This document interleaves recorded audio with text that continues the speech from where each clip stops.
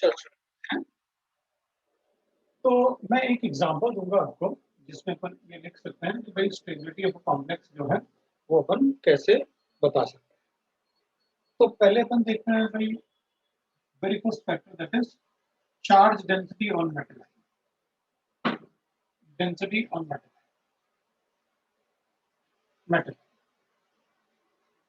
तो metal ion पे जितना ज़्यादा चार्ज डेंसिटी होगा, मेटल आयन उतना ही ज़्यादा स्ट्रॉन्ग लुईस एसिड है। भाई अगर मेटल आयन पे क्या होगा, मेटल पे पॉजिटिव चार्ज,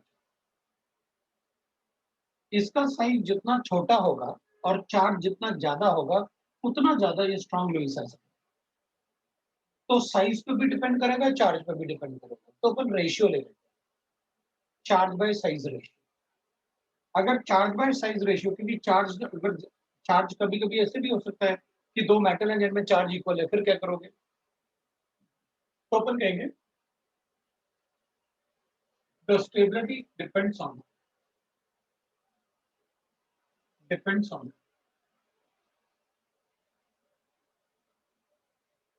पर डायरेक्टली प्रोपोर्शनल लिख देते हैं सीधा, इज डायरेक्टली प्रोपोर्शनल टू, ऐसे ही कर देता हूँ। वो लिखने से अच्छा आप डायरेक्टली बता, charge by size ratio, bye size ratio of metal. तो मेटल आयन का चार्ज बाय साइज रेशियो जो होगा उस पर डिपेंड करेगा स्टेबिलिटी ऑफ द। तो अपन कहेंगे ठीक है, कोई बात नहीं, अपन लिख लेते हैं उसको, चार्ज बाय साइज रेशियो। ठीक है, तो अपन क्या करेंगे, अपन लिखेंगे, देखो अगर अपने पास ऐसे गिवन, एक एग्जांपल लेते हैं फिर अपन लिखते हैं।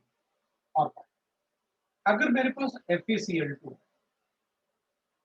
और मैं इससे कॉम्प्लेक्स बना रहा हूं और इसको रिएक्ट करते हैं एक स्ट्रॉन्ग लिगेंड के साथ, दैट इज KCl के साथ रिएक्ट करते हैं टू गेट K4FeCN, ये चाहिए।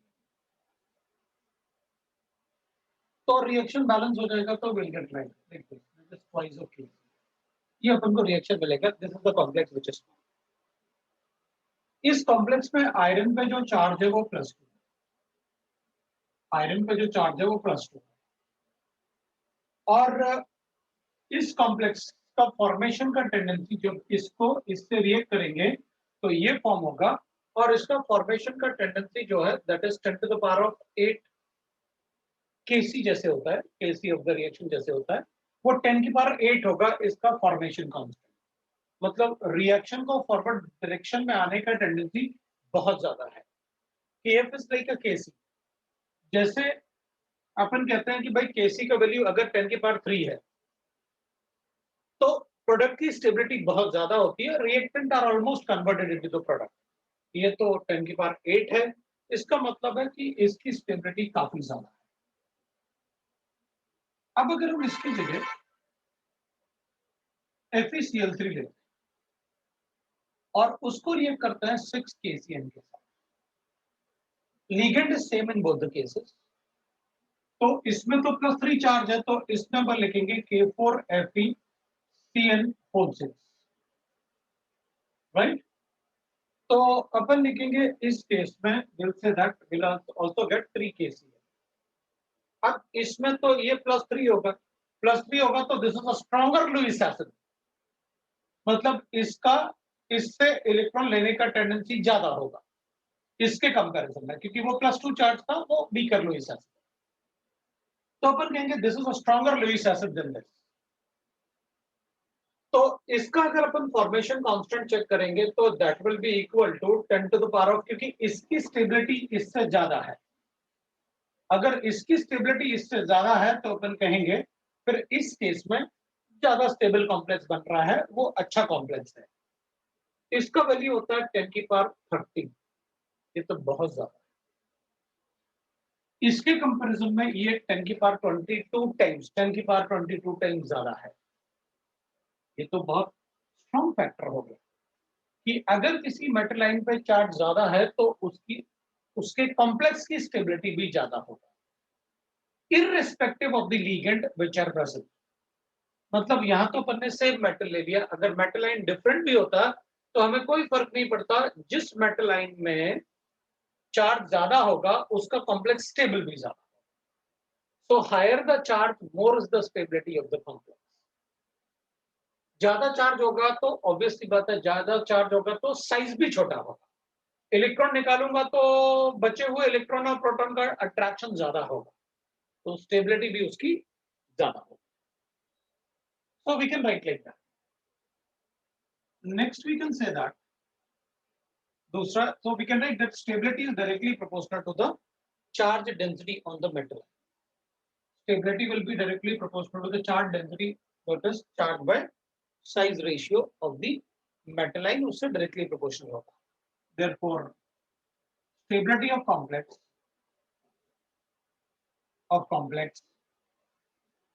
अगर चार्ज ज्यादा होगा तो अपन लिखेंगे m+3 का ज्यादा ही होगा m+2, ज्यादा ही होगा m+1। We can write like this. मतलब अगर मेरे पास ऐसे गिवन है, फॉर एग्जांपल, ठीक है ना, as stability for Fe+3 will be more than Fe+2 irrespective of the ligands. Ligands कुछ भी हो, अगर मेटल लाइन पे चार्ज ज्यादा है तो स्टेबिलिटी भी ज्यादा। Also we can write that, मान लेते हैं अपने पास जैसे अपन, because most of the time तो 3D एलिमेंट यूज करेंगे, अपने पास गिवन है Mn+2, Fe+2, CO+2, Ni+2, Copper+2 like that। तो अपन कहेंगे इसका साइज LHS से RHS की तरफ जाऊंगा तो साइज डिक्रीज होगा। तो अगर इसका साइज छोटा है, इससे इसका साइज छोटा है, चार्ज एक जैसा है, तो अगर साइज छोटा होगा तो स्टेबिलिटी ज्यादा होगी। तो इसका साइज छोटा होगा इससे, इसका साइज छोटा होगा इससे, इसका साइज छोटा होगा इससे, इसका साइज छोटा होगा इससे। तो अगर अपन साइज की बात करें तो इसमें अपन कहेंगे, स्टेबिलिटी की बात कर लेते हैं भाई, stability of complex.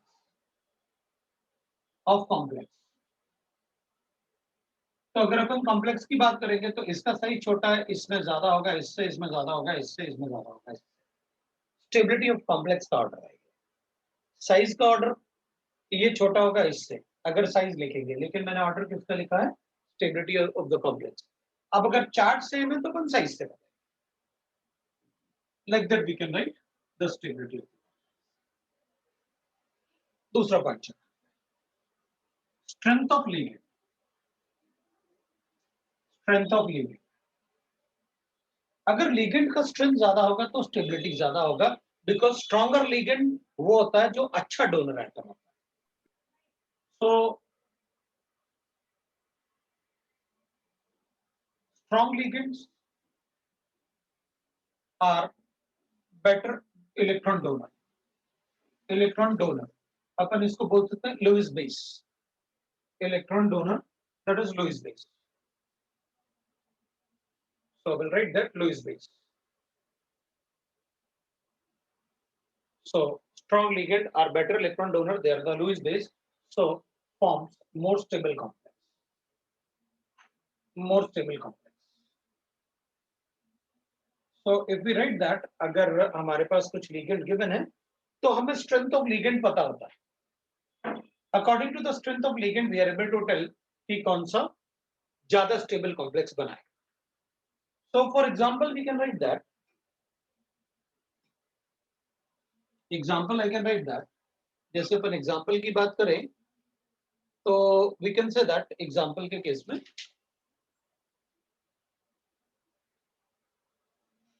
for example,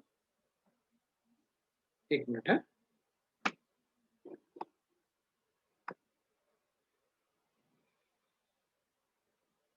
so we can write that for example, जैसे अपने पास ligands given है तो अपन लिखेंगे F will form a better complex than Cl, then Br and then I. So these are the strength of ligand। ये अच्छा donor होता है इससे, ये अच्छा डोनर होता है इससे, ये अच्छा डोनर होता है इससे, क्योंकि इसका साइज छोटा है तो इलेक्ट्रॉन डेंसिटी ज्यादा होती है। इलेक्ट्रॉन डेंसिटी इसके पास ज्यादा होगा तो it will be a better donor. This will form a stronger stable complex is compared to this।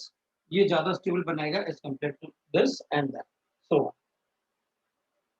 Also we know that कि भाई डोनर एटम के केस में we know that donor atom अपन ने कई बार लिखा हुआ है कि भाई अगर कार्बन डोनर है तो ज्यादा अच्छा होता है एज कंपेयर टू नाइट्रोजन से, और नाइट्रोजन ज्यादा अच्छा होता है एज कंपेयर टू ऑक्सीजन से, ज्यादा अच्छा होता है एज कंपेयर टू हेलोजन से. ये अगर होता है तो स्ट्रॉन्ग लिगेंड है, स्ट्रॉन्ग लिगेंड होता है अगर ये डोनर एटम है, और ये अगर डोनर एटम है तो वीक लिगेंड होता है, ये वीक लिगेंड होता है. अगर ये है तो स्ट्रॉन्ग लिगेंड होगा, ये होगा तो वीक लिगेंड होगा. ठीक है, तो अपन ऐसे बता सकते हैं. Third we can say that is chelation effect. Chelation effect का मतलब होता है रिंग फॉर्मेशन, है ना, chelation effect. So that is a ring formation. The complexes which forms ring, the complex which form ring, which have 5 or 6 membered ring, are generally more stable. Membered ring are more stable. तो मैं कहूँगा जैसे अपन एक ring का formation check कर लेते हैं. Ring formation में we know that, एग्जांपल ले रहा हूं मैं, ठीक है ना. तो एग्जांपल अगर अपन लेंगे तो जैसे सपोज अपन को ऐसे C2O4 2 नेगेटिव, ये थ्राइस, ये ज्यादा is more stable complex, stable complex complex than अगर अपन लिखेंगे दैट इज CrH2O होल 6 3. इसमें भी ये 3 पॉजिटिव है, इसमें भी ये 3 पॉजिटिव है, इसमें भी ऑप्शन डोनर है, इसमें भी ऑप्शन डोनर है, लेकिन ये रिंग फॉर्म कर रहा है इसलिए ज्यादा स्ट्रॉन्ग है. सो कीलेशन इफेक्ट्स की वजह से इस रिंग का स्टेबिलिटी, इसमें रिंग्स बन रहे हैं इसलिए ये ज्यादा स्टेबल होगा. रिंग कैसे बन रहे हैं तो अपन ने पढ़ा हुआ है भाई.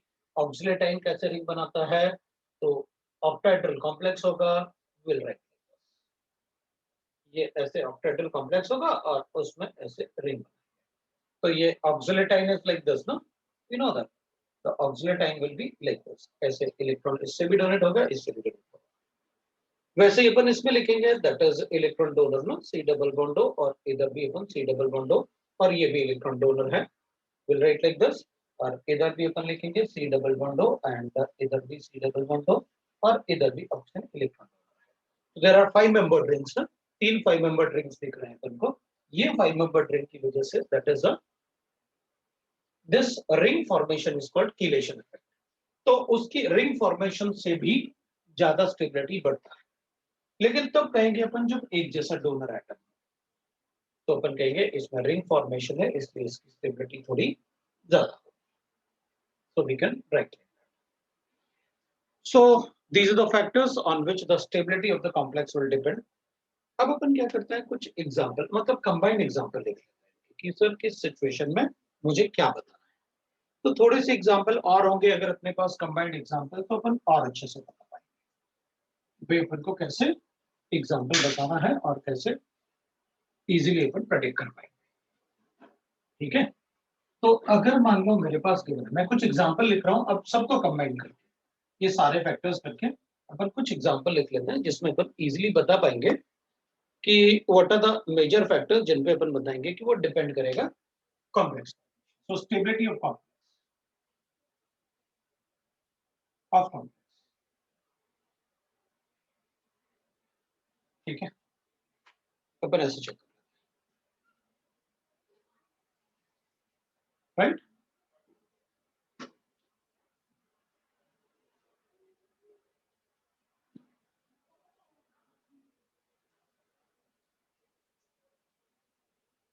तो चलो देखते हैं ना. अब जैसे अपने पास गिवन है CrH2O4 3 और CrF6 3 नेगेटिव, इसकी स्टेबिलिटी ज्यादा. दोनों ही वीक लिगेंड है but this is a stronger ligand than fluorine, वो according to the spectrochemical series. strength of H2O is greater than F, उसकी वजह से बताया। रीजन भी लिखेंगे ना अपन, अगर कोई आप अगर कोई एग्जांपल दे रहे हो तो आप रीजन भी बताओ उसमें, ताकि मुझे ये पता रहे कि आपने क्यों लिखा कि वो ज्यादा स्टेबल कॉम्प्लेक्स है। तो अपन एक एक छोटे छोटे फैक्टर्स से। सेकंड विल राइट दैट मेरे पास गिवन है NiCN6 और इसमें मैं 3 नेगेटिव लिख लेता हूं, और यहां पर मैं लिख लेता हूं that is will write that कोई दूसरा ले लेते हैं अपन, जैसे कोबाल्ट Cl6, इसमें भी 3 नेगेटिव। तो इसका स्टेबिलिटी इसलिए ज्यादा है क्योंकि इसमें स्ट्रॉन्गर लिगेंड है, इसमें weaker ligand. Again the strength of ligand right, ये स्ट्रॉन्गर लिगेंड है, ये वीकर लिगेंड। अब थर्ड पॉइंट अगर अपन लिखेंगे तो will write like this, that is CrAn whole thrice, ये 3 पॉजिटिव है, और अपन लिखेंगे that is FeNH3 whole 6, NH3 whole 6, इसमें भी ये 3 पॉजिटिव है, लेकिन ये ज्यादा स्टेबल होगा बिकॉज ऑफ कीलेशन इफेक्ट।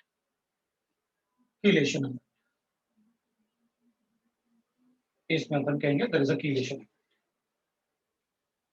अब अपने पास दूसरे एग्जांपल लेते हैं अपन, और भी एग्जांपल ऐसे हो सकते हैं अपने पास।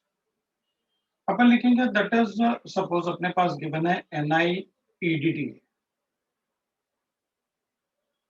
माइनस, और अपन लिख लेते हैं that is NiEn whole thrice और 3 पॉजिटिव।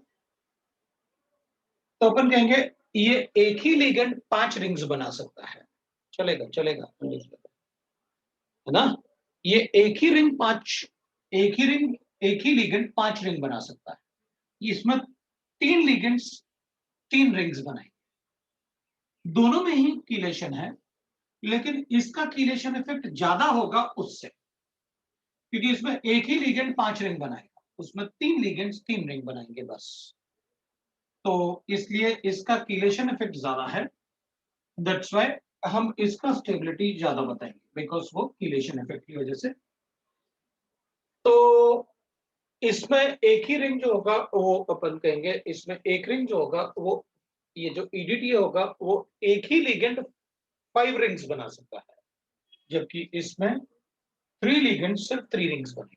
तो अपन नंबर ऑफ रिंग्स से भी बोल सकते हैं, उसमें 5 रिंग्स हैं, इसमें 3 रिंग्स हैं। So difference in number of rings.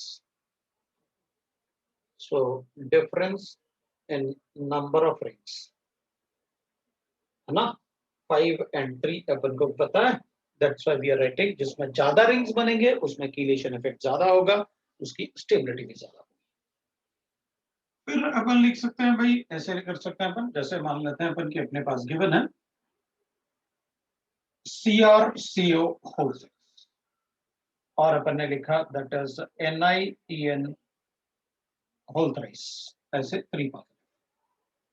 तो अपन कहेंगे सर इसमें तो Ni पॉजिटिव है, लेकिन कार्बोनाइल जो होते हैं ये बहुत अच्छे डोनर एटम होते हैं। Carbon is better donor atom than nitrogen. इसमें कीलेशन इफेक्ट है, लेकिन ये बहुत ज्यादा स्ट्रांग लिगेंड है। अगर डोनर एटम डिफरेंट है तो आप डोनर एटम को प्रेफरेंस दें। अगर दोनों में रिंग है तो आप नंबर ऑफ रिंग्स को प्रेफरेंस देना। अगर दोनों में डिफरेंट लिगेंड है, एक में कीलेशन है दूसरे में नहीं है, तो कीलेशन को अपन इंपॉर्टेंस देंगे। एक में स्ट्रॉन्ग लिगेंड एक में वीक लिगेंड, तो लिगेंड की स्ट्रेंथ को भी प्रेफरेंस देंगे। यहां पर स्ट्रॉन्ग लिगेंड है और वीक लिगेंड, तो इसका जो इफेक्ट होगा वो ज्यादा स्ट्रॉन्ग होगा एज कंपेयर टू दिस। तो अपन कहेंगे due to the strength of ligand, due to strength of ligand, ऐसे लिखेंगे। तो अपन स्टेबिलिटी बढ़ती है, स्ट्रॉन्गर लिगेंड है इससे, नो डाउट इसमें कीलेशन इफेक्ट है, लेकिन ये कार्बन डोनर है, वो नाइट्रोजन डोनर है। तो कार्बन डोनर ऑब्वियसली बात है वो भी कार्बोनाइल कंपाउंड, और मतलब ये तो काफी ज्यादा स्टेबल होगा क्योंकि इसका EN भी 36 आ रहा है। कार्बोनाइल कंपाउंड ही 36 EN बनाते हैं मेनली, बाकी में EN आ सकता है, बट इसमें तो एक्सेप्शंस भी बहुत मुश्किल से शायद मिल जाए, वरना कार्बोनाइल कंपाउंड तो EN हमेशा फॉलो करता है। Next we can write is that is, अगर मेरे पास ऐसे गिवन है, मैंने लिखा MnCN, Mn अपन ऐसे लिख लेते हैं, दैट इज ठीक है, MnCl6, और यहां पर मैं इसको लिख लेता हूं, दैट इज 3 नेगेटिव, और अपने पास गिवन है दैट इज अपन लिखेंगे NiCl6, 4 नेगेटिव। इस पे +3 चार्ज है और इस पे +2 चार्ज है। इसका लिगेंड स्ट्रांग है, इसका लिगेंड वीक है। कॉम्प्लेक्स ये ज्यादा स्टेबल होगा बिकॉज उसमें चार्ज डेंसिटी बहुत कम है। हम पहले प्रेफरेंस चार्ज डेंसिटी को देंगे, तो हम कहेंगे ये ज्यादा स्टेबल। अब अगर मेरे पास कभी ऐसे भी हो सकता है कि MnCl6 will write that 4 negative, ये +2 है, और मेरे पास गिवन है that is NiCl whole 4 2 negative, ये भी +2 है। लेकिन इररिस्पेक्टिव ऑफ द लिगेंड्स, क्योंकि इसमें 6 बॉन्ड बनेंगे, इसमें 4 ही बॉन्ड बनेंगे, कोऑर्डिनेशन नंबर की वजह से बताया, इसमें मैंने रीजन नहीं लिखा। Metal ion with higher charge,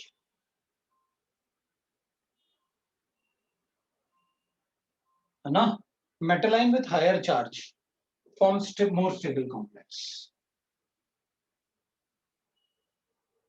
stable complex, ठीक है, उसकी वजह से बताया। और इसमें coordination number equal to 6 is more stable than 4, then coordination number 4। लो भाई, इससे अपन को सारे क्वेश्चन सॉल्व हो जाएंगे, इसके अलावा अपन को किसी क्वेश्चन की जरूरत नहीं पड़ेगी, इससे अपने सारे क्वेश्चन सॉल्व हो जाएंगे। जितना भी क्वेश्चन अपन को चाहिए वो अपन को सारे क्वेश्चन अपन इससे सॉल्व कर सकते हैं, राइट। तो दिस इज, आपको कोई भी क्वेश्चंस में स्टेबिलिटी में अगर आपको पढ़ना है, आप इनसे अगर चेक करोगे तो आपके सारे क्वेश्चन सॉल्व हो जाएंगे। That is about the stability of the complexes. तो ये अपन को स्टेबिलिटी ऑफ कॉम्प्लेक्सेस में पढ़ना था। अब इसके बाद स्टेबिलिटी ऑफ द कॉम्प्लेक्स के बाद we have to discuss the isomerism in the coordination. इसके बाद अपन को डिस्कस करना होता है आइसोमेरिज्म इन द कोऑर्डिनेशन। तो अपन isomerism in the coordination compound को पहले अपन आइसोमेरिज्म ऑफ ऑर्गेनिक केमिस्ट्री वाले पार्ट को खत्म कर देते हैं, फिर इसको कंटिन्यू करेंगे, क्योंकि आइसोमेरिज्म थोड़ा सा उसका भी इसमें यूज होगा। अगर अपन को वो आता है तो फिर इसका आइसोमेरिज्म भी बहुत इजीली अपन पढ़ सकते हैं। तो अपन ने लास्ट टाइम जो मैंने आपको कोई होमवर्क दिया था, तो पहले अपन होमवर्क डिस्कस कर सकते हैं और उसके बाद फिर अपन आगे बढ़ सकते हैं। कोई होमवर्क था अपने पास क्या?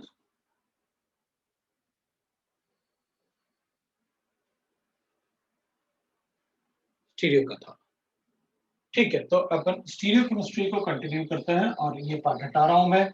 अगर आपका स्टीरियो का होमवर्क था तो आप स्टीरियो का होमवर्क पूछ सकते हैं, और उसके बाद अपन स्टीरियो केमिस्ट्री में सिंस हमें पढ़ना था कि ऐसे कंपाउंड जिनमें कायरल कार्बन एटम नहीं है फिर भी वो ऑप्टिकली एक्टिव हो सकते हैं, वो पार्ट अपना रह गया था। तो मैंने आपसे कहा था अपन उसे किसी भी दिन डिस्कस कर सकते हैं, ठीक है।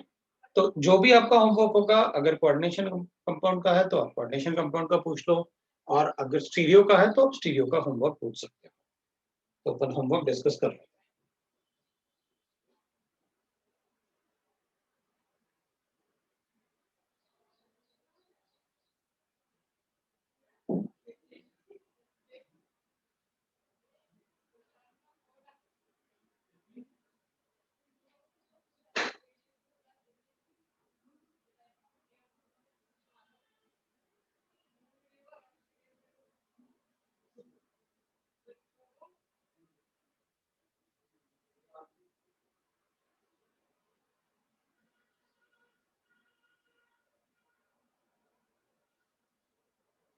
अरे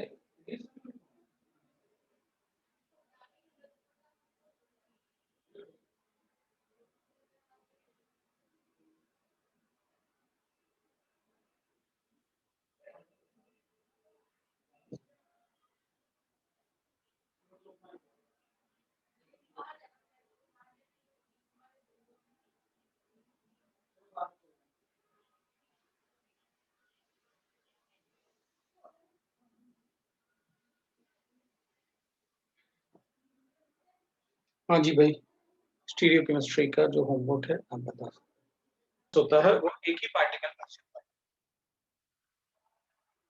ठीक है, अब क्वेश्चन नंबर 19 भी पूछा था तुमने। 19 वाले में गिवन है अपन को, that is which of the following complex highest paramagnetic behaviour. तो देख लो ना, मेटल लाइन में अनपेयर्ड इलेक्ट्रॉन सबसे ज्यादा किसमें है? तो 19 वाले में सबसे ज्यादा अनपेयर्ड इलेक्ट्रॉन जिसमें होंगे वही सबसे ज्यादा पैरामैग्नेटिक होगा। तो 19 वाले को चेक करते हैं। वेनाडियम में जो चार्ज है, अब ना जैसे 1 2 3 और 4, 3 और 4, इसमें ना मेटल लाइन पे चार्ज बता लो, कैलकुलेट कर लो आप। मैं आपसे पूछने वाला था वैसे तो मैं कहूंगा वेनाडियम में जो चार्ज है ना, ग्लाइसिन -1 होता है, तो 2 -1 हो गए, और एक 2 OH-N1 हो गए, और एक रिमाइंडर भी है अपने पास। मतलब जो 1 गिवन है ना, देखो मैं कैसे कैलकुलेट कर रहा हूँ कि भाई अपन को वैनाडियम गिवन है, ग्लाइसिन गिवन है, अपन को पता है ग्लाइसिन पे -1 चार्ज होता है, और OH पे भी -1 चार्ज होता है, और ये भी 2 है, और NH3 अपने पास 2 है, और एक रिमाइंडर भी अपने पास प्लस। तो अब लिखो ना, वैनाडियम को x ले लो, ये -2 हो गया, 2 × -1, तो -2 प्लस ये भी -2, और ये तो 0 हो जाएगा क्योंकि न्यूट्रल होता है। सो 0 = +1 लिखना है अपन को। तो अपने पास आया x -2 हो जाएगा, तो -4 = +1, तो x = +5 हो गया अपने पास। तो वेनेडियम पे +5 है, राइट ना? तो इस पे +5 ऑक्सीडेशन स्टेट है। तो आप ऑक्सीडेशन स्टेट कैलकुलेट करोगे तो इसका एटॉमिक नंबर अपन को पता है कितना होता है। वेनेडियम को गिवन है अपन को 23। इसका मतलब है दिस इज 4s2 3d3। इसमें तो एक भी अनपेयर्ड इलेक्ट्रॉन नहीं होगा क्योंकि सारे इलेक्ट्रॉन निकाल दिए ना आपने। दूसरा वाला अगर अपन चेक करेंगे तो Fe+2 है, Fe+2 है। Fe+2 का मतलब है 4s2 3d6 होता है। तो Fe+2 के लिए ये हटाऊंगा, मैं 0 लिखूंगा। तो इसमें 5 और एक पेयर्ड करूंगा क्योंकि 6 है ना डी में, तो 4 अनपेयर्ड इलेक्ट्रॉन हो गए, क्योंकि डी में आप ऐसे बनाओगे ना 1 2 3 4 5 और ये 6, मतलब 4 अनपेयर्ड इलेक्ट्रॉन हो गए। अब नेक्स्ट वाले को देखते हैं, कोबाल्ट। ऑक्सलेट का चार्ज ऐसे क्यों मैंने अपन को, कोबाल्ट ऑक्सलेट है, वोल्ट वाइज एक ऑक्सलेट पे -2 चार्ज होता है, और OH2 ऐसे अपन को गिवन है, इस पे -1 चार्ज होता है। तो यहाँ पर -1 रिमाइंडर दे रखा है अपन को, तो ये होगा -4, ये होगा -2। H2 है या OH है? OH वोल्ट वाइज है। तो ऑक्सलेट भी गिवन है अपन को और माइनस भी गिवन है अपन को। तो कोबाल्ट में क्या दे रखा है अपन को, भाई इसका वैल्यू x हो गया, तो अपन लिखेंगे x -4 -2 = -1, वो रिमाइंडर है। तो इसको x = लिखते हैं -6 = -1। तो अपन लिखेंगे ये x = +5। लो भाई 5 लिख लेंगे अपन। और कोबाल्ट में अगर 5 लिखोगे तो कोबाल्ट होता है 3d7, 3d7 4s2। तो 2 इससे निकालो और इससे निकालो कितने, 3 इलेक्ट्रॉन। 5 निकालने ना टोटल, तो 3 निकालेंगे तो 4 बनेंगे, इसमें भी 4 अनपेयर्ड इलेक्ट्रॉन है। और टाइटेनियम+3 लिखोगे तो सारे इलेक्ट्रॉन निकाल दिए फिर तो। अंडरस्टूड, ठीक। और कोई फॉर्मूला है तो बताओ। मैंने जितने दिए होंगे उतने आपने सॉल्व कर लिए, 20 तक ही दिया होगा मैंने, ठीक है? तो 20 तक ही होमवर्क दिया होगा। और कोई डाउट है तो बोलो। पार्ट टू बोल दो। पार्ट 2 में कोई डाउट है तो बोलो। एक्सरसाइज 2 के पार्ट 2 में कोई डाउट है तो आप बोल सकते हैं। क्वेश्चन नंबर 3 अभी बता देता हूँ। Sum of the density of the ligands, glycine का डेंसिटी 2 होगा बिकॉज वो ऐसे होता है।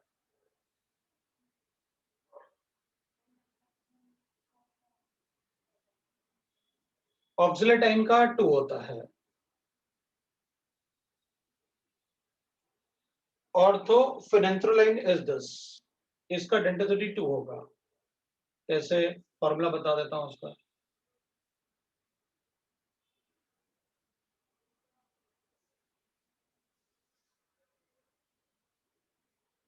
ये डोनर साइट है, दिस इज द स्ट्रक्चर। तो ये भी डोनर साइट होगा, ये भी होगा, क्योंकि मेटल से ये 5 मेंबर रिंग बनेगा नया।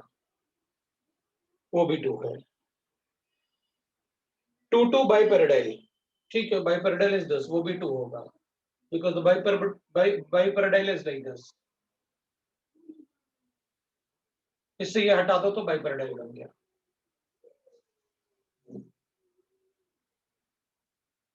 This is 2 bipyridyl. Diethylene triamine, तो ठीक है, डाइथाइलिन ट्राइमाइन इज दिस।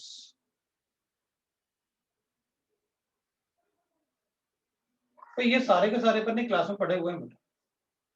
2 इथाइलिन है, ट्राइमाइन है, 3 हो गया। इथाइलिन डाइमाइन 2 हो गया, मुझे बताने की जरूरत नहीं, ये total sum of the densities है। अब देख लो,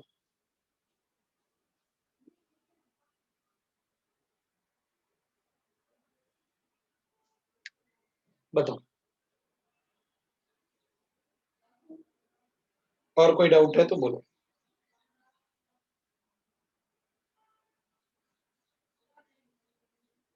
और कोई किसी को डाउट है तो बोलो।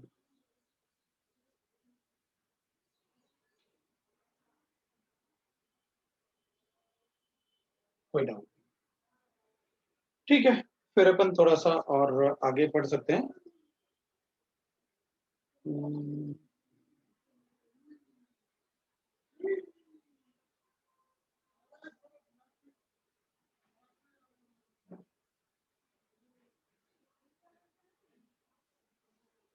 ठीक है, फिर अपन थोड़ा सा और आगे बढ़ते हैं, फिर अपन चेक करते हैं। डीपीपी भी है, उसी का सोल्यूशन नहीं आया। मैंने अभी अभी मतलब पूछा भी कि क्या आ गया, क्योंकि मुझे पता था अपन उसी डिस्कस करेंगे। तो ओसी के डीपीपी, लेकिन ओसी के सोल्यूशन डीपीपी जो है वो अपने, यार बच्चों को मिल तो रहा है, बच्चे खुद ही मुझे दे देते हैं, मुझे पूछना पड़ेगा। क्योंकि एडवांस वाले बच्चों के डीपीपी इसके आंसर नहीं होते हैं, वो खुद ही ले आते हैं, पता नहीं कहाँ से लाते हैं, वो कहते हैं सर मिल जाता है हमें। वो लोग मतलब कुछ रेजो के उससे साइट से डाउनलोड कर लेते हैं। मैं पूछता हूँ, क्योंकि ये भी सब शीट वगैरह भी मुझे वो साइट से डाउनलोड करके दिया था, तो मैं एक बार चेक करके पूछता हूँ अभी। नहीं तो उसी बच्चे को बोल दूंगा जो वो डाउनलोड करके दे देता है। कहाँ से क्या करता है मुझे भी नहीं पता, पूछा भी नहीं मैंने उससे कि तुम करते क्या हो यार। पूछता हूँ अभी। नहीं वैसे अपन को मिल भी जाता है कोटा से, कभी कभी ऐसे भी होता है। ठीक है, तो चलो फिर, डीपीपी के आंसर्स तो नहीं है मेरे पास, लेकिन अगर तुम चाहो तो मैं डिस्कस कर सकता हूँ। अगर कोई क्वेश्चन पूछना है तो मैं डिस्कस कर सकता हूँ डीपीपी, लेकिन आंसर्स नहीं होंगे तो कैसे होंगे। साइट में नहीं था, ठीक है, मैं उससे पूछता हूँ। मैं पूछ लेता हूँ उससे। तो या मैं बैक ऑफिस में साइट लिंक पूछते हैं अपन, फिर ले लेंगे, तो अपन को मिल जाए। ठीक है, तो अभी क्या करना है, अभी आगे बढ़ना है। अभी आगे बढ़ते हैं, ठीक है। तो जो ओसी वाला पार्ट अपना बचा हुआ था उसको कंप्लीट करते हैं अपन। ओसी वाला पार्ट जो बचा हुआ है अपना, उसको कंप्लीट कर लेते हैं अपन। ठीक है, ओसी वाला एक छोटा सा पार्ट बचा हुआ था ना जो अपना, उसको कंप्लीट कर लेते हैं। चलो मैं उसी को पार्ट को डिस्कस करता हूँ, उसी वाले पार्ट को, ठीक है। तो उसी वाले पार्ट को अपन डिस्कस करते हैं।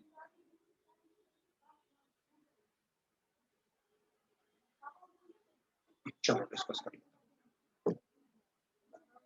अपन को डिस्कस करना था ऐसे कंपाउंड्स, और फिर टाइम बचेगा तो अपन कैलकुलेशन भी, उसमें कुछ क्वेश्चंस भी करेंगे। अब अपन कहेंगे फिर ओसी का शीट भी अपने पास है, तो आप शीट को सॉल्व कर सकते हैं फिर सारा। अगर अपन खत्म कर लेंगे तो फिर अपन शीट को सॉल्व कर लेंगे, सारे क्वेश्चन अपन सॉल्व कर सकते हैं शीट के वैसे, ठीक है ना। तो अपन शीट को सॉल्व कर, लिंक में ले लेता हूँ और उसके बाद अपन उसे डिस्कस करेंगे।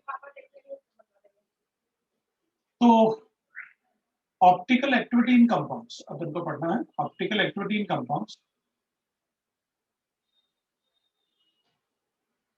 इन compounds which do not have chiral center, chiral center, जिनमें कायरल सेंटर नहीं होता लेकिन वो ऑप्टिकल एक्टिविटी शो कर सकते हैं। तो अब तक तो हमने यही पढ़ा कि किसी कंपाउंड में कम से कम एक कायरल सेंटर तो होना ही चाहिए, तभी वो ऑप्टिकल एक्टिविटी शो करेगा, नहीं तो नहीं। ठीक है, तो the compounds like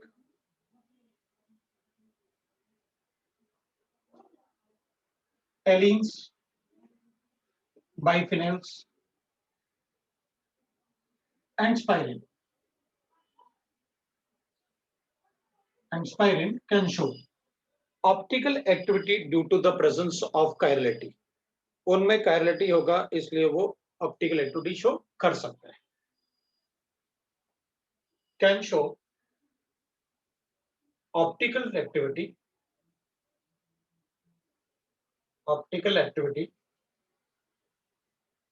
due to chirality। तो chirality मतलब नॉन सुपर इम्पोसिबिलिटी है, अपन को पता है chirality का मतलब होता है non super impossibility. So that is due to the chirality, मतलब non superimposability। Actually, chirality is a property of molecule as a whole। Chiral center is a property of atom, but chirality is a property of molecule as a whole। मतलब पूरे molecule का हमें chirality check करना होता है, किसी atom का chirality check नहीं करते। भाई नॉन सुपर इम्पोसिबिलिटी चेक करोगे तो किसी मॉलिक्यूल का चेक करोगे ना, सुपर इम्पोज करके। एक एटम को थोड़ी सुपर इम्पोज करता है, पूरे मॉलिक्यूल को सुपर इम्पोज करता है। तो chirality is a property of molecule, chiral center is a property of atom। chiral center मतलब एक ऐसा एटम जिससे 4 डिफरेंट ग्रुप अटैच्ड हो, that is a chiral center। ठीक है, एक ऐसा सेंटर जिससे 4 डिफरेंट ग्रुप अटैच्ड हो, that is called a chiral center, what we know, जिसे अपन chiral center बोलते हैं। ठीक है, the chiral center and the chirality। तो ठीक है, will write like this, that is ऐसे करते हैं अपन कि भाई चेक करते हैं, पहले अपन एलिन से ही शुरू कर लेते हैं। सो ऑप्टिकल एक्टिविटी इन एलिन्स ऐसे लिखते हैं, optical activity in allenes, activity in allenes. देखो एलिन का स्ट्रक्चर अपन ने डिस्कस कर रखा है। एलिन्स वो होते हैं जिनमें क्यूमुलेटिव डबल बॉन्ड्स होते हैं। These are allenes, these are allenes, मतलब जिनमें कार्बन कार्बन के बीच में ऐसे सीक्वेंस में डबल बॉन्ड होते हैं, उनको अपन एलिन्स बोलते हैं।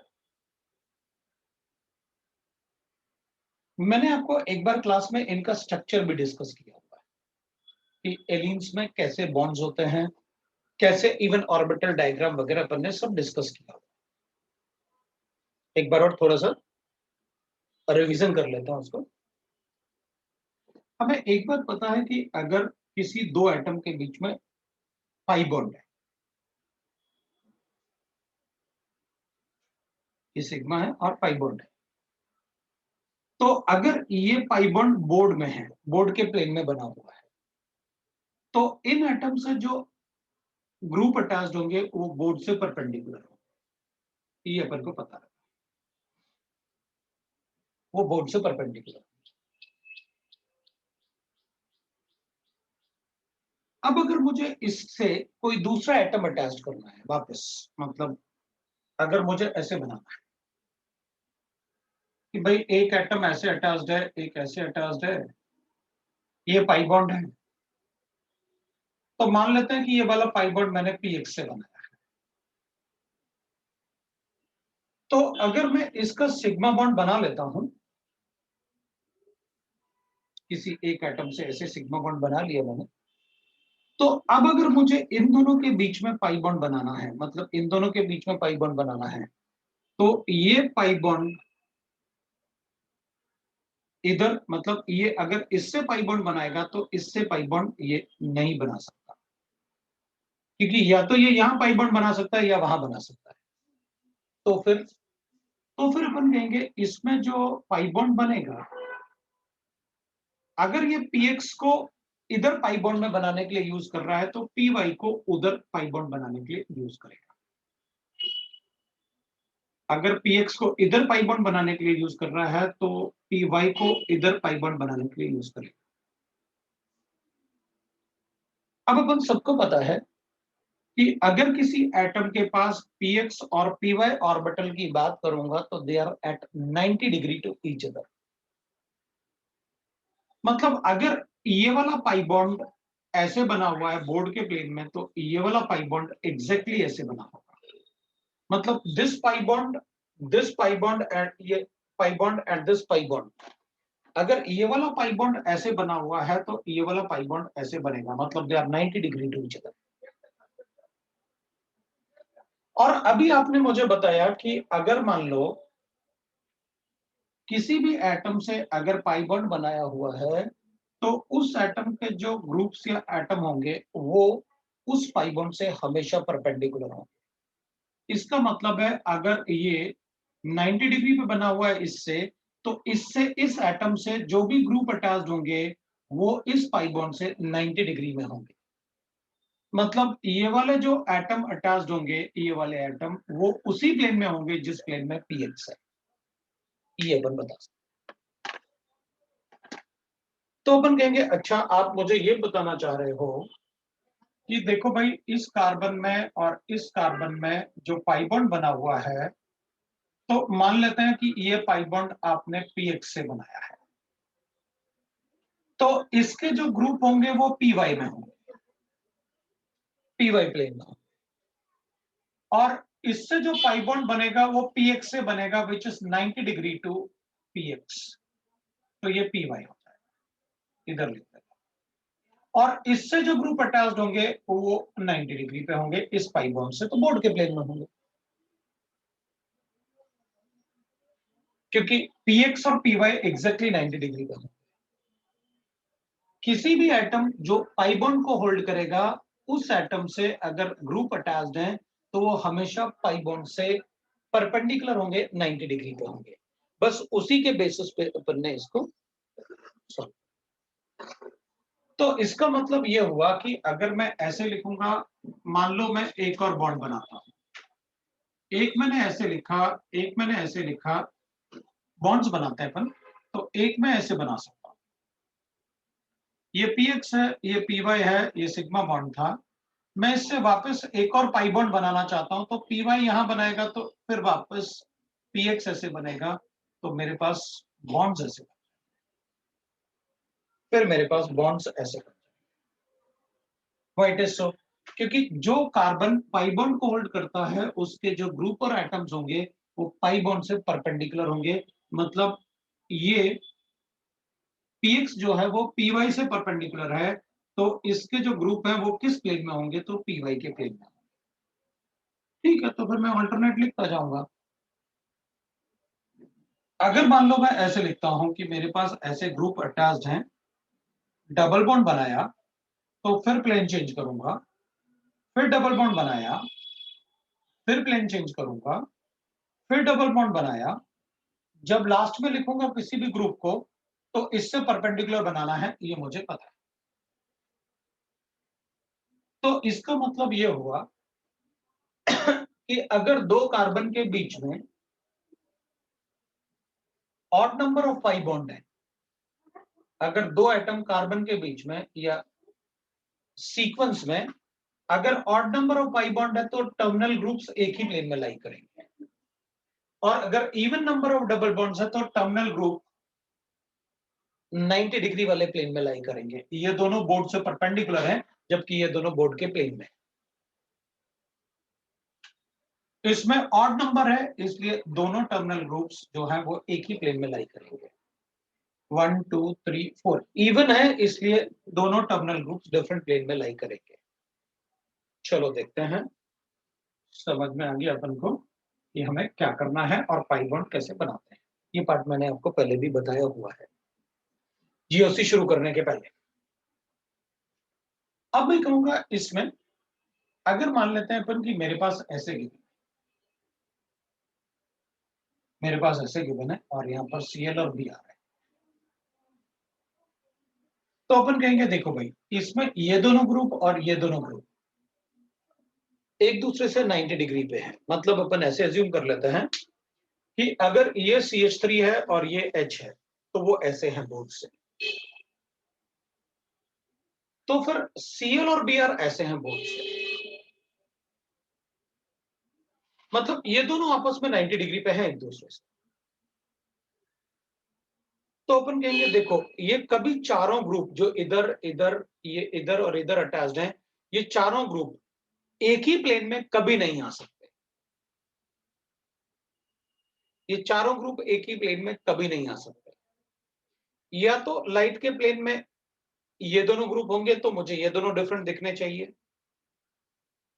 या फिर लाइट का प्लेन अगर ऐसे होगा तो ये दोनों लाइट के प्लेन में जाएंगे तो फिर मुझे इधर और इधर डिफरेंट दिखना चाहिए।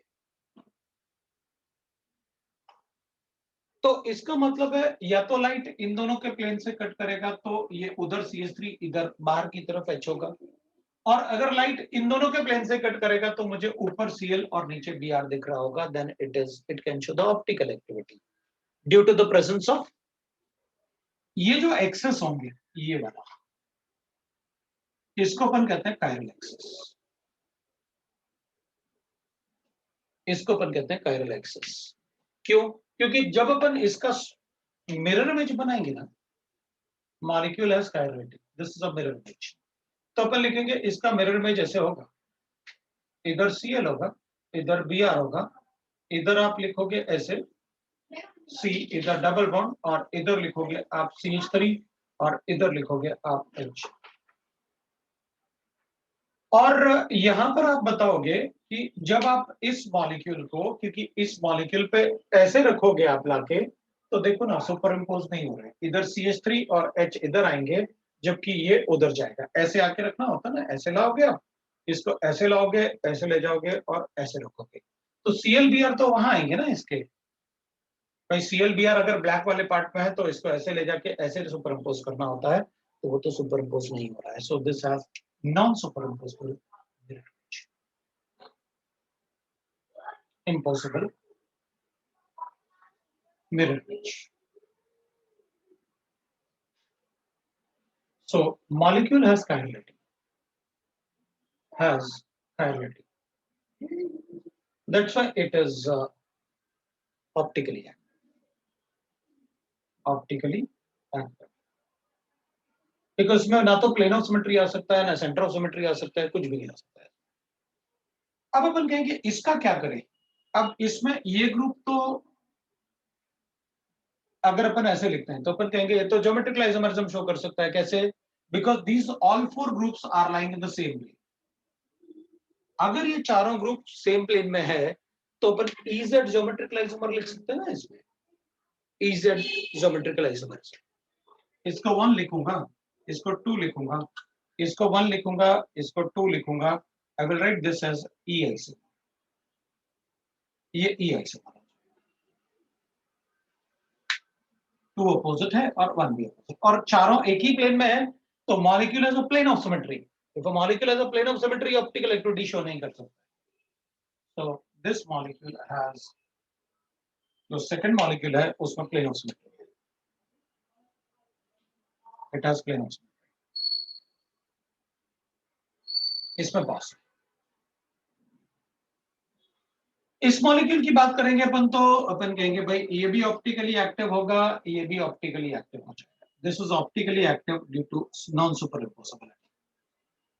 Optically active due to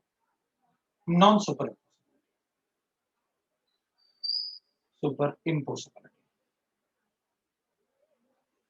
ये भी ऑप्टिकली एक्टिव है। तो अपन कहेंगे सर इसमें तो एक बात देखो, आप जो ग्रुप आपने यहाँ अटैच किया वही ग्रुप तो यहाँ अटैच किया, तो भी ऑप्टिकली एक्टिव होगा। भाई इसमें आपने जो ग्रुप यहाँ अटैच किए हैं वही ग्रुप तो यहाँ अटैच किए हैं, तो इसमें प्लेन ऑफ सिमेट्री नहीं आएगा, नहीं आएगा। क्यों? क्योंकि ये दोनों ग्रुप ऐसे हैं जबकि ये दोनों ग्रुप ऐसे हैं। और मैंने आपसे कहा या तो लाइट के प्लेन में ये दोनों ग्रुप हो सकते हैं या फिर ये दोनों हो सकते हैं। अगर ये लाइट के प्लेन में है तो इसमें प्लेन ऑफ सिमेट्री नहीं आएगी, एक तरफ CH3 एक तरफ H है। और अगर ये लाइट के प्लेन में तो ऊपर CH3 है नीचे H है, तो कभी प्लेन ऑफ सिमेट्री नहीं है। क्योंकि अगर अपन इस प्लेन से कट करेंगे तो इस प्लेन के ग्रुप और एटम नहीं दिखेंगे ना अपन को, इस प्लेन के हटा लिया हमने, तो ऊपर CH3 नीचे H है। और अगर इस प्लेन से लाइट को पास करेंगे तो इधर और इधर सेम ग्रुप और एटम नहीं है। मतलब इस केस में अपन कहेंगे there is only one case in which the molecule can become optically inactive. पहले तो अपन ये लिखते हैं allenes with even number of double bonds can show optical activity. ये even number of double bond थे ना, इसलिए वो optical activity show कर रहा है, can show. So allenes with even number of double bonds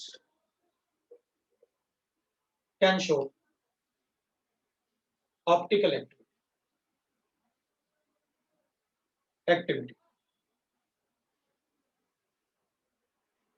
ठीक है, दूसरा पर लिखेंगे the only condition in which it becomes optically inactive, the only condition in which it becomes optically inactive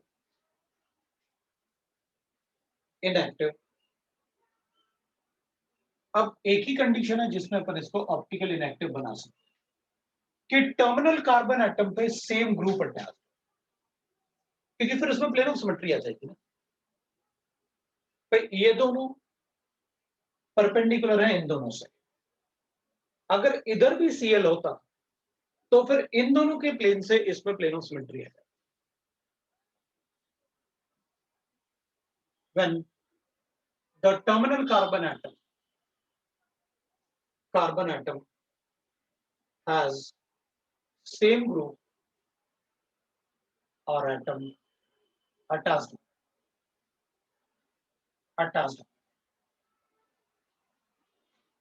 on it, this is the only condition जिसमें वो optically inactive. तो अपन एक example लिख लेते हैं, मेरे पास ऐसे है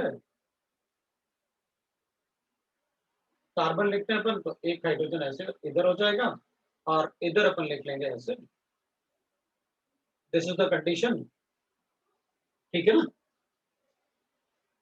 तो अपन कहेंगे यहाँ पर CH3 है, यहाँ Br है मेरे पास, यहाँ पर Cl और यहाँ पर Cl, तो it is optically inactive, it has pass plane of symmetry pass. वो क्यों? क्योंकि अगर मान लो मैंने ऐसे कहा, अगर ये दोनों ग्रुप ऐसे हैं, ये दोनों ऐसे हैं, तो अगर मैं इसके प्लेन से लाइट को पास करूंगा तो ऊपर भी Cl है और नीचे भी Cl है, तो इधर इसमें प्लेन ऑफ सिमेट्री आ जाएगा, तो फिर उसमें प्लेन ऑफ सिमेट्री आ जाएगा। और अगर प्लेन ऑफ सिमेट्री आएगा तो अपन कहेंगे it is optically, so that becomes optically. So this is the only condition in which it will be optically inactive. So we can write like this, that is the condition. So अपन कुछ और example लिख लेते हैं, other example. तो एक तो अपन ऐसे लिख लेंगे फॉर ऑप्टिकली एक्टिव एलिन्स, तो अपन कहेंगे भाई आप ऐसे लिख लो,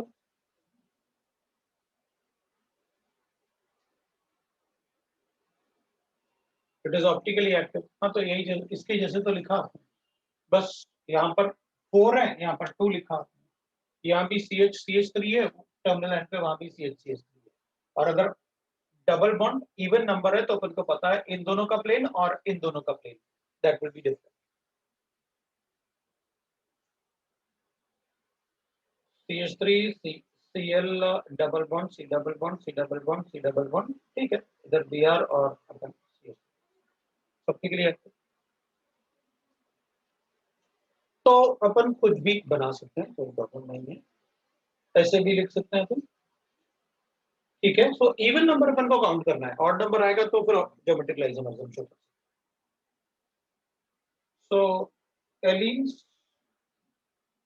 with the odd number of double bonds, number of double bonds involved in it, involved in alien formation, involved in alien formation can show geometric isomers. Formation can show geometric isomer, और वो आपके पास odd number होगा तो double bond को फिर अपन उसको बता देंगे, that will be the right geometric. So ये अपने पास ऑप्टिकल एक्टिविटी नहीं है, सभी में बिल्कुल सेम थीम होता है, चाहे बाइफिनाइल हो या स्पाइरल। तो चलो देखते हैं, अपन बाइफिनाइल की बात करते हैं। ऑप्टिकल एक्टिविटी इन बाइफिनाइल, बाइफिनाइल देखते हैं अपन कैसे होता है बाइफिनाइल, और फिर इसको डिस्कस करते हैं।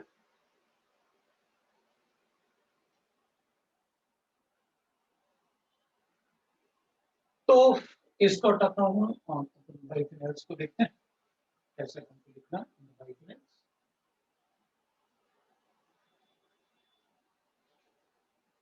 अब होता क्या है कि जैसे अगर अपन बाइफिनाइल का मतलब होता है दो phenyl, that is called biphenyl, ठीक है। तो अपन कहेंगे देखो भाई बाइफिनाइल का मतलब है ऐसे रिंग, दो रिंग्स, दो फिनाइल रिंग, इसको कहते हैं अपन biphenyl. And the rings are nearly planar, वो एक दोनों ही एक ही प्लेन जैसे में रहते हैं। Both rings are nearly plane, are nearly in one plane, in one, तो वो एक ही प्लेन में आते हैं दोनों ही। लेकिन अगर अपन इसमें क्या करें कि ऑर्थो पोजीशन पे सब्स्टिट्यूशन करें तो उनमें आपस में वंडरवॉल रिपल्शन होगा, और अगर ऑर्थो पोजीशन पे वंडरवॉल रिपल्शन होगा तो फिर अपन कहेंगे उस केस में वो रिंग रिपल्शन की वजह से डिफरेंट प्लेन में मूव करेगा कोई एक रिंग, तो अपन क्या बोलते हैं when they are ortho substituted, when rings are ortho substituted, rings are ortho substituted, they will rotate into, then one of the ring are rotated into different planes, into different तो चलो देखते हैं कैसे। अब मेरे पास एक रिंग ऐसे given है, इसमें मैंने यहां पर CH3 लिखा और यहां पर Cl। अब इस वाले रिंग में भी अगर बल्कि ग्रुप प्रेजेंट है, मतलब यहां भी और यहां भी, तो इनमें इंटरेक्शन होगा, तो होगा क्या, ये रिंग डिफरेंट प्लेन में मूव कर जाएंगे। अपन ऐसे लिख लेते हैं भाई, ड्यू टू द रिपल्शन ये रिंग डिफरेंट प्लेन में मूव कर जाएगा, राइट, ये रिंग डिफरेंट प्लेन में मूव कर जाएगा। तो पहले क्या था कि दोनों रिंग्स ऐसे थे, जब इनमें ऑर्थो सब्स्टिट्यूशन हुआ तो एक रिंग ऐसे मूव कर गया, क्यों, वो ऑर्थो ग्रुप पे जो रिपल्शन होंगे, इनमें जो ग्रुप्स अटैच्ड होंगे तो उनमें वंडरवॉल रिपल्शन होंगे, तो वंडरवॉल रिपल्शन की वजह से एक रिंग रोटेट हो जाएगा। अभी व्हाट विल हैपन, अपन को सेम कंडीशन मिल गया, वो कैसे, ये दोनों ग्रुप रिंग के बोर्ड के प्लेन में है, लेकिन ये दोनों ग्रुप बोर्ड से परपेंडिकुलर है, they are perpendicular to each other है। अब लाइट का प्लेन या तो इस प्लेन से कट करेगा तो ये दोनों डिफरेंट होने चाहिए, और अगर इस प्लेन से लाइट कट करेगा तो ये दोनों डिफरेंट होने चाहिए। तो अगर लाइट का प्लेन यहां से कट करेगा तो इधर ऊपर CH3 है, नीचे Cl है, दे आर डिफरेंट। और अगर इस प्लेन से कट करेगा तो इस तरफ Cl है और उस तरफ Br है, they are different. It will have non superimposable image. So अगर अपन इसका मिरर इमेज बनाएंगे तो it will be non superimposable mirror image. बना देते हैं नॉन सुपरइम्पोजिबल मिरर इमेज। तो इसका जो मिरर इमेज बनाएंगे अपन, that will be like this.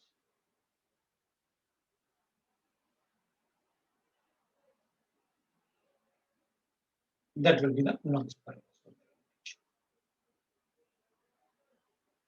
और इसमें अपन कहेंगे इसमें अटैच्ड एक Cl है, इसमें Br अटैच्ड है, और यहाँ पर एक अटैच्ड है Cl, और यहाँ पर एक CH3 अटैच्ड है। अब अगर अपन सपोज करते हैं जिधर ये वेज डैश है वो इसका हेड है, तो इसको अगर अपन सुपरइम्पोज करेंगे तो इस पे वेज डैश वाला पार्ट आएगा और इस पे बोर्ड वाला part, then it will be a non superimposable image. So it has non-superimposable mirror image. So molecule is chiral. It has non-superimposable mirror image. Impossible mirror image. So it can show chirality. So it has chirality. Chirality मतलब non-superimposability है होता है. Thus optically active. Thus it is optically active. It is optically active. ये optically active. तो अब अपन कहेंगे ठीक है भाई, अब अगर मान लो ऐसे गिवन है मुझे, मान लो मेरे पास, अब अदर एग्जांपल्स इसमें भी लिख लेते हैं अपन, कुछ और एग्जांपल लिख लेते हैं,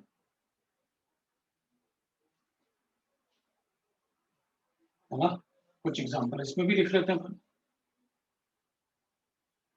ऑप्टिकली एक्टिव एग्जांपल्स जो हैं ऑप्टिकली एक्टिव होने के लिए, तो अपन कहेंगे इसमें भी वही कंडीशन आएगा कि अगर एक ही रिंग पे दोनों ग्रुप सेम है तो प्लेन ऑफ सिमेट्री आएगी, क्योंकि अगर एक ही रिंग पे दोनों ग्रुप सेम होंगे तो फिर प्लेन ऑफ सिमेट्री आ जाएगा ना, अगर दोनों ग्रुप सेम है तो। So the only condition when it is optically inactive, condition for optical inactivity, for optically inactive है, तो क्या कंडीशन होगा जिसमें ये ऑप्टिकली इनएक्टिव होंगे, तो अपन कहेंगे जब दोनों एक ही रिंग पे दोनों ग्रुप सेम हो जाए, मतलब अगर यहाँ पर भी Cl है, यहाँ पर भी Cl है, यहाँ पर CH3 है और यहाँ पर Br है, तो ये ऑप्टिकली इनएक्टिव। या फिर अपन ऐसे कर लें तो भी ऑप्टिकली इनएक्टिव हो जाएगा, भाई मेरी मर्जी, मैं तो ऐसे लगाऊंगा, अब बताओ क्या है। तो अगर मान लो मेरे पास यहाँ पर SO3H है और यहाँ पर Cl है, यहाँ पर Br है, तो अपन कहेंगे फिर इसमें तो आपको ऑर्थो पोजीशन पे लगाना चाहिए, तो ऑर्थो पोजीशन पे तो लगाया नहीं आपने, तो मेटा पे लगाया, तो ये भी ऑप्टिकली इनएक्टिव, क्योंकि इनमें रिपल्शन थोड़ी होता है मेटा पोजीशन में, it is only ortho substituted, जिनमें रिपल्शन होगी वो डिफरेंट प्लेन में जाएंगे, तो इसमें तो प्लेनरिटी होगी मॉलिक्यूल में, तो इसमें भी ऑप्टिकली इनएक्टिव हो जाएगा। दूसरा अपन लिखेंगे, अगर मान लो कोई ग्रुप ऐसे अटैच्ड हैं, जैसे मैंने यहाँ पर OH लिखा, यहाँ पर CH3 लिख लिया, यहाँ पर फ्लोरीन लिखा और यहाँ पर मैंने सपोज करते हैं कि यहाँ पर अपन ने CH3 लिख लिया, तो भी ऑप्टिकली इनएक्टिव हो जाएगा। ऑप्टिकली इनएक्टिव क्यों? Because of hydrogen bonding. Hydrogen bonding से क्या होगा, ये हाइड्रोजन इसको अट्रैक्ट करेगा, ये डेल्टा पॉजिटिव है, ये ऑक्सीजन है, ये हाइड्रोजन है, और यहाँ पर जो फ्लोरीन होगा, इन दोनों के बीच में हाइड्रोजन बॉन्डिंग होगा, सो ये H बॉन्डिंग हो रहा है, तो H बॉन्डिंग की वजह से तो इनमें अट्रैक्शन हो रहा है, रिपल्शन थोड़ी हो रहा है, तो अट्रैक्शन की वजह से वो डिफरेंट प्लेन में नहीं जाएंगे, इवन तो दे आर डिफरेंट। तो अपन को हाइड्रोजन बॉन्डिंग का ध्यान रखना पड़ेगा कि अगर हाइड्रोजन बॉन्डिंग हो रहा है तो फिर उस केस में वो डिफरेंट, मतलब यहाँ पर हाइड्रोजन बॉन्डिंग नहीं हो रही ना किसी में, अगर हाइड्रोजन बॉन्डिंग होगा तो वो डिफरेंट प्लेन में नहीं जाएंगे, यही कंडीशन होता है जिसमें वो ऑप्टिकली इनएक्टिव हो सकते हैं। एक ही रिंग पे दोनों सेम ग्रुप हो। अगर ऑर्थो में सब्स्टिट्यूशन ना करो तो ऑब्वियसली बात है फिर क्यों मूव करेंगे अलग प्लेन, या फिर हाइड्रोजन बॉन्डिंग से वो एक दूसरे प्लेन में ना जाने दें, because hydrogen bonding is more dominating factor than one drop. Other optically active example तो अपन कहेंगे देखो भाई अगर ऐसे होगा तब भी मैं इसको ऑप्टिकली एक्टिव बोल दूंगा। मतलब अगर अपन ऐसे लिखेंगे ना Cl और Br और इधर CH3 और इधर H, it will B optically active. अगर मुझे ऐसे गिवन है तब भी मैं ऑप्टिकली एक्टिव बोल दूंगा इसको। एक SO3H है गिवन है अपन को और एक अपन ऐसे लिख सकते हैं।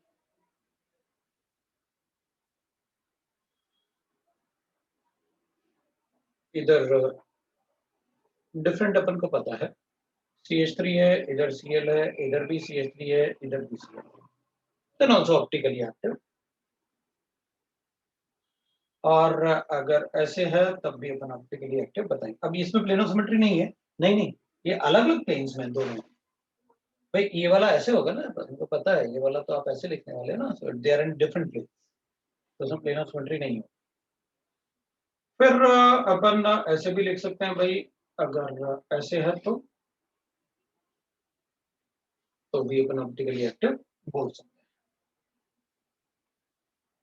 बस एक ही रिंग पे सेम ग्रुप कभी नहीं होने चाहिए, और तो सब्स्टिट्यूटेड होना चाहिए और हाइड्रोजन बॉन्डिंग बनना नहीं।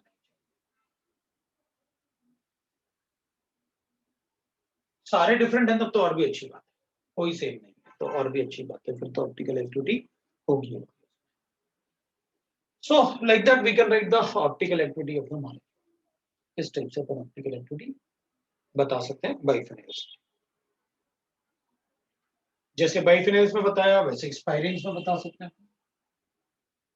बिल्कुल हमको वैसे ही बताना होता है, कायरलिटी होना चाहिए, कायरल एक्सिस बनने चाहिए, तो ऐसे ही अपन बता देते हैं ऑप्टिकल एक्टिविटी इन स्पाइरेंस। एक्चुअली स्पाइरेन जो होता है वो होते हैं साइक्लिक रिंग, ऐसे साइक्लिक रिंग जिनमें कॉमन कार्बन एटम होता है उनको अपन कहते हैं स्पाइरेन। जैसे मैंने बाइफिनाइल्स बताया वैसे अपन स्पाइरेन बता सकते हैं। ऐसे स्पाइरेन होता है जिनमें ऑप्टिकल एक्टिविटी आ सकती है, और जनरली जो स्पाइरेन होता है उसमें ना 4 मेंबर्ड रिंग में ही होता है ऑप्टिकल एक्टिविटी। अगर 3 मेंबर्ड या आप 6 मेंबर्ड या 5 मेंबर्ड बनाओगे या अलग अलग रिंग बनाओगे तो नहीं होगा। सो अपन एग्जांपल बीसी से लेंगे। अब देख बीच वाला, जैसे अपन स्पाइरिन की बात करें ना तो अपन ऐसे कहेंगे ये बीच वाला कार्बन एटम जो है ना दैट इज sp3।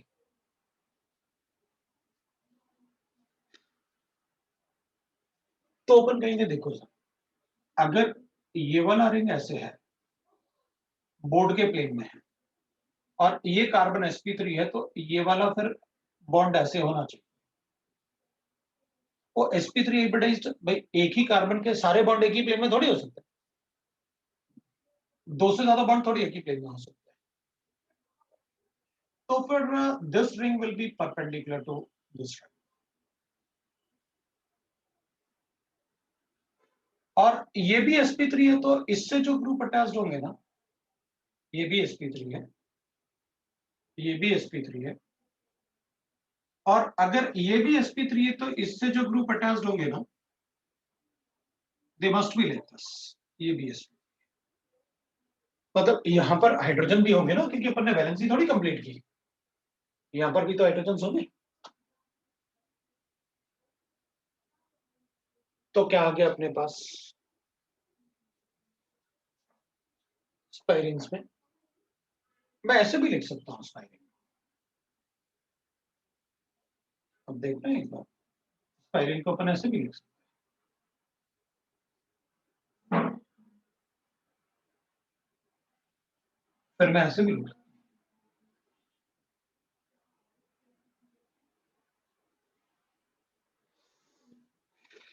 ये भी sp3 है, ये दोनों बॉन्ड एक ही प्लेन, ये दोनों बॉन्ड एक ही प्लेन, ये भी sp3 है, ये भी sp3 है, ये भी sp3, मतलब ये तो एलिन्स जैसे हो गया। कि अगर इवन नंबर ऑफ रिंग्स हैं तो ही टर्मिनल ग्रुप अलग अलग प्लेन में होंगे, लेकिन अगर odd number of rings involve है तो फिर टर्मिनल ग्रुप अलग अलग प्लेन में नहीं। मतलब this can show geometrical isomers, क्योंकि ये ग्रुप टर्मिनल ग्रुप जो होंगे वो एक ही प्लेन में, चारों ग्रुप एक ही प्लेन में, so this can show geometrical isomerism. Geometrical isomerism. Isomerism because four groups are in same plane, in same. तो अपन उसमें बता सकते हैं ना सिस और ट्रांस या फिर EZ कुछ ऐसे बता सकते हैं, सिस ट्रांस या EZ ऐसे कुछ बता सकते हैं। लेकिन इसमें जो ग्रुप्स होंगे वो एक ही प्लेन में नहीं। अब CH3 और H ले लेते हैं, CH3 और H ले लेते हैं, तो ये ऑप्टिकली एक्टिव है, optically active due to chirality, मतलब non superposition due to the chirality. तो इसमें ये दोनों ग्रुप और ये दोनों ग्रुप अलग अलग प्लेन में, ये दोनों ग्रुप ऐसे हैं तो ये दोनों ग्रुप ऐसे हैं। या तो लाइट के प्लेन में इधर से कट करोगे तो ये दोनों डिफरेंट दिखने चाहिए, या लाइट को इस प्लेन से कट करोगे तो ये दोनों डिफरेंट दिखने चाहिए। दिख रहे हैं, इधर CH3 और H है, जब इसके प्लेन से लाइट को पास करूंगा तो ये दोनों तो वैसे भी नहीं दिखेंगे, और इसके प्लेन से अगर लाइट को पास करूंगा तो ऊपर CH3 और नीचे H होगा, तो दे आर ऑप्टिकली बिल्कुल वैसे ही जैसे अपन ने एलिन में लिखा था।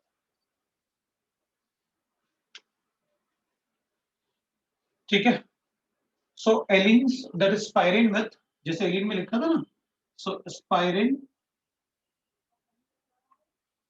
with the even number of rings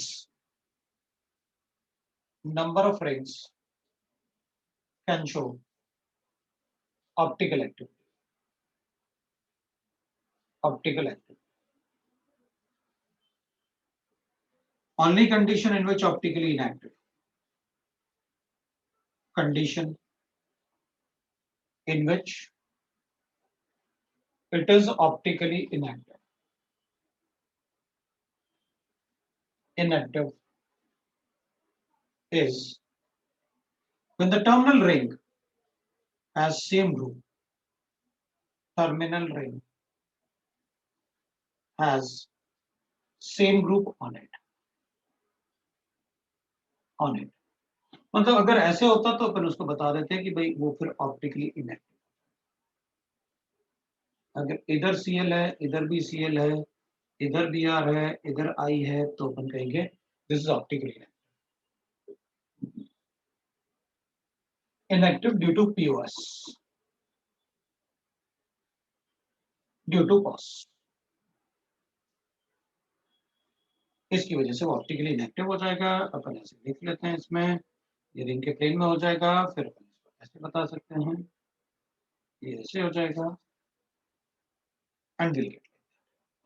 तो इसमें प्लेन ऑफ सिमेट्री है, क्योंकि ये दोनों अगर लाइट के प्लेन को अपन इन दोनों के प्लेन से पास करेंगे तो फिर उसमें प्लेन ऑफ सिमेट्री आ जाएगा। This is spirals.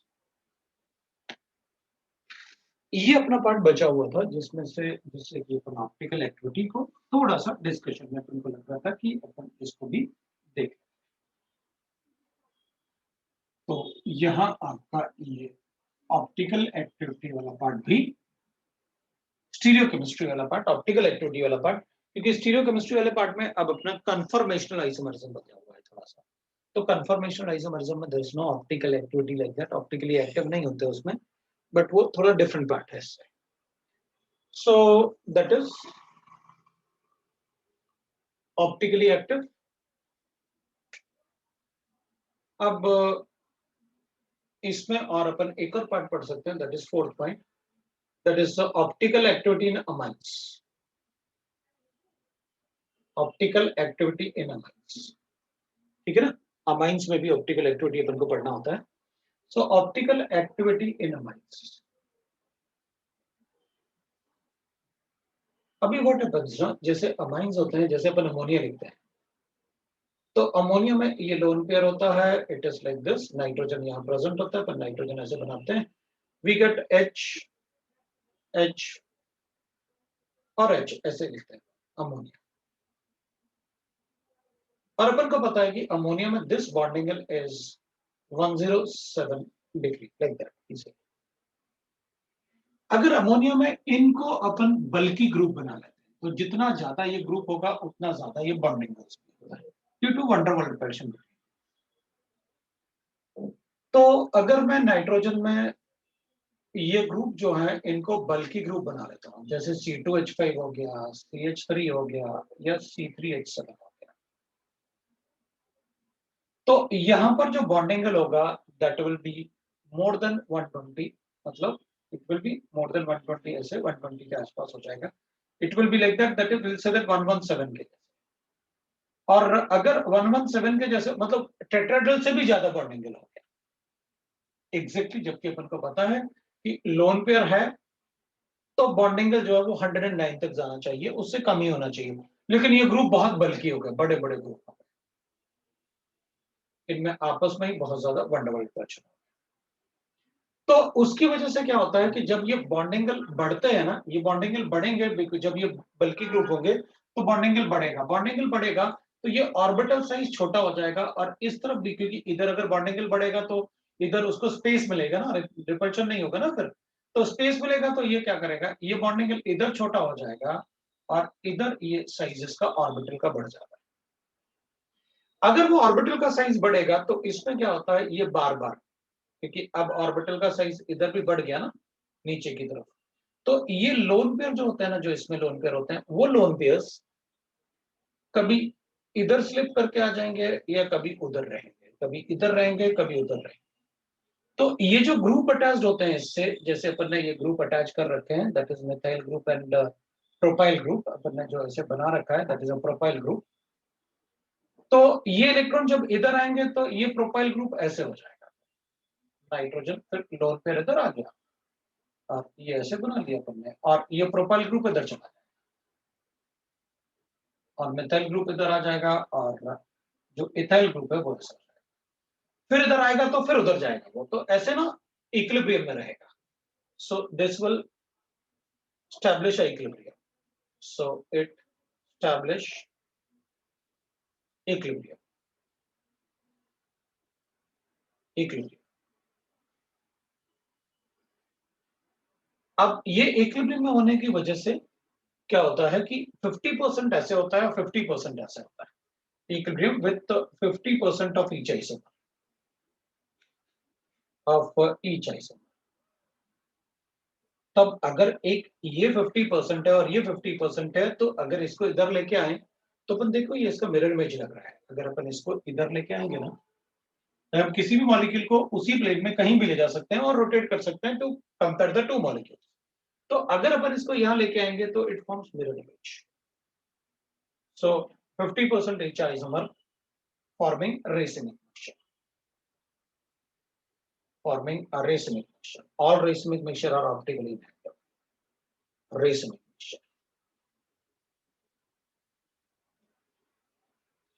So amines are optically inactive, optically inactive due to, इसको कहते हैं, ये जो इन्वर्ट हो रहा है ना, इसको कहते हैं inversion of lone pair molecule, इसको ड्यू टू द इन्वर्जन, इसी को कहते हैं फिर, that is the inversion. So amines are optically inactive due to inversion effect. Amines are optically inactive due to inversion. लेकिन अगर अमाइंस के इन्वर्जन को अपन रोक देना तो फिर उस केस में वो ऑप्टिकली एक्टिव हो जाएगा। लेकिन इन्वर्जन को रोकेंगे कैसे? तो इन्वर्जन को रोकना भी पड़ेगा, तो कैसे रोकेंगे?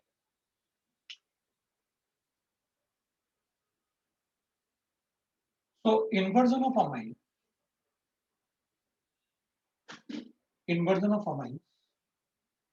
can be stopped pregnant can be stopped if acid is added. हाँ तो फिर तो हो ही जाएगा, क्योंकि एसिड नहीं होगा तो लोन पेयर नहीं होगा ना भाई। एसिड होगा तो वो लोन पेयर पे प्रोटॉन को एक्सेप्ट कर लेगा, तो जब आपने एसिड ऐड किया तो लोन पेयर ही गायब हो जाएगा। तो फिर तो वो ऐसे होता है, फिर तो 4 डिफरेंट ग्रुप अटैच होते हैं ना, फिर कैसे आएगा? तो बोल ही नहीं सकते, वहां लोन पेयर ही नहीं है तो इन्वर्जन नहीं है। There is no lone pair in that, तो इन्वर्जन नहीं। If nitrogen atom is a part of ring, अगर ये रिंग का पार्ट होगा ना तो रिंग को इन्वर्ट करना मुश्किल होता है, पता है? किसी भी रिंग को इन्वर्ट करना मुश्किल होता है। तो ये CH2 हो गया, ये CH से Cl अटैच्ड है और एक हाइड्रोजन हो, तो part of ring as rings cannot be easily inverted, can't be easily inverted, तो उसमें फिर इन्वर्ट नहीं होगा ना, इन्वर्ट नहीं होगा तो it can be a part of ring. अगर रिंग का पार्ट है नाइट्रोजन तो अपन कहते हैं फिर वो इन्वर्ट नहीं होगा, तो इन्वर्ट नहीं होगा तो फिर उस केस में ऑप्टिकली एक्टिव हो जाएगा।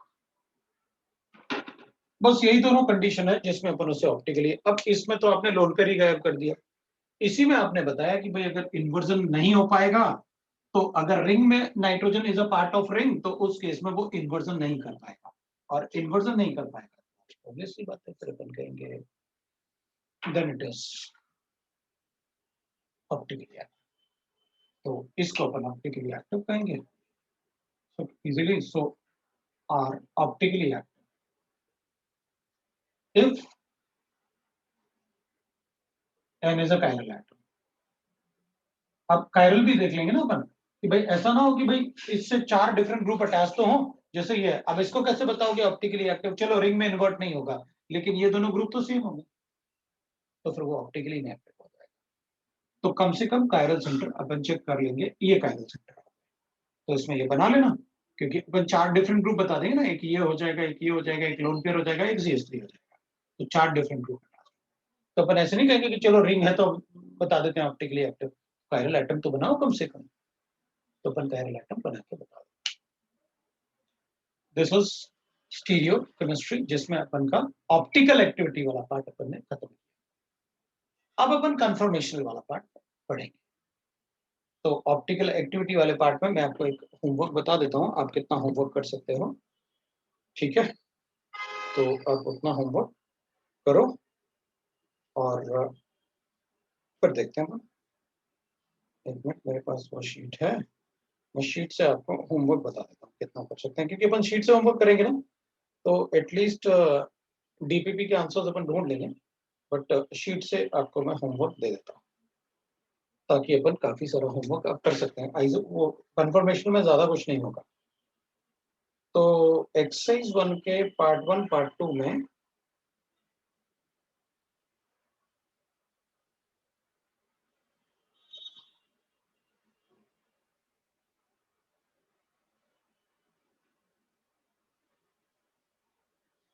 तो एक्सरसाइज 1 के P1 P2 up to section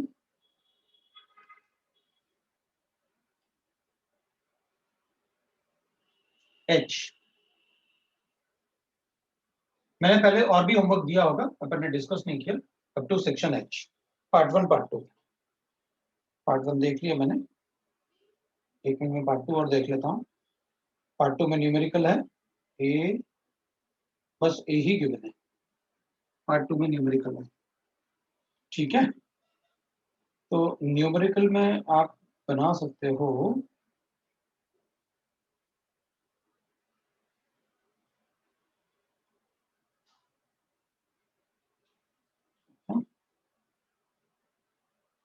up to A50 part 2, ठीक है? पार्ट 2 में अप टू A50। अब एक्सरसाइज 2 की बात, एक्सरसाइज 2 में आप क्वेश्चन नंबर